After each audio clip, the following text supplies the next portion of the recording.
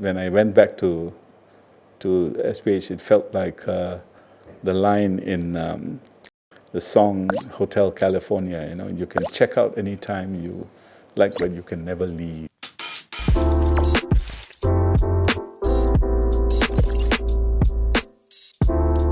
I like movies. I like movies only because, you know, when I was an editor and you come home late at night, your mind level, the energy level is so high that you can't sleep. And the only thing that you need to do to be able to sleep is to watch a movie. I would put the Godfather series as one of my all-time favorites. Well, I was initially a civil servant, was on a scholarship, so I spent the first 10 years of my career in government. And then at age 32, I switched to the media and loved it from day one. You know, it just suited me down to the ground. So I love headline writing, I love infographics, I love photography, I even like typography. You know, when you like what you do, time flies. So 30 years came by and went. Most difficult thing about being a journalist is actually chasing down stories. I can tell when a rookie intern comes in, and if you're not able to make a cold call, you can't be a journalist. Then you got to write it, and editors edit your stories. There's some people who write something and they think it's perfect, and you can't touch it. Sorry, then you can't be a journalist. Even J.K. Rowling is edited. Yeah. My best recollections actually were when I was a writer rather than as editor-in-chief, you know.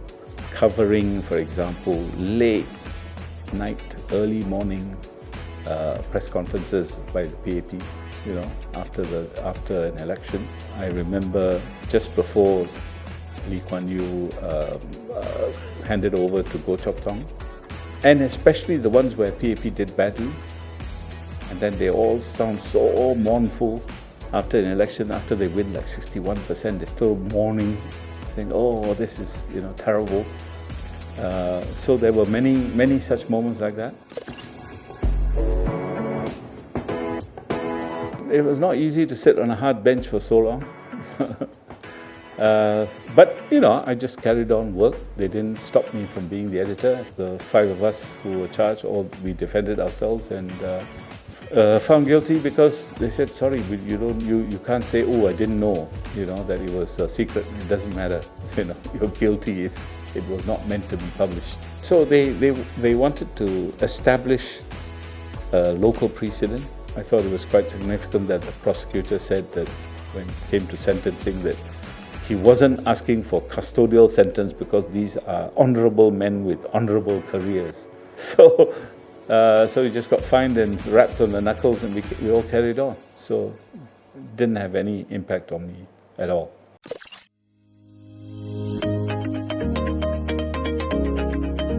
So I retired in 2017. Last year they asked me to come back as interim CEO of the new Singapore Media Trust. I was quite hesitant because I was enjoying my retirement, but eventually I got persuaded.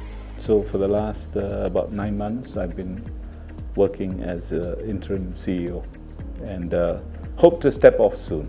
When I went back to SPH, it felt like the line in the song Hotel California. You know, you can check out anytime you like, but you can never leave. So that was a feeling I had. Oh God, I can never leave. So I want to cover the media developments in Singapore, give a bit of history, why the media laws were drafted the way they are, and then discuss whether changes might be needed.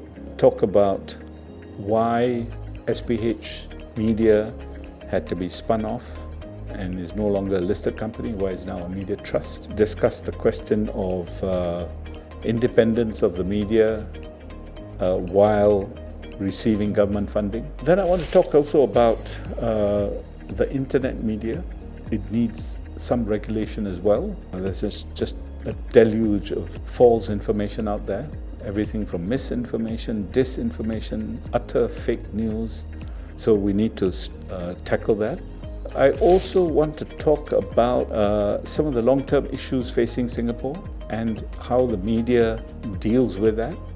You know, everything from inequality, lack of trust, polarization of society, and what role the media, can play.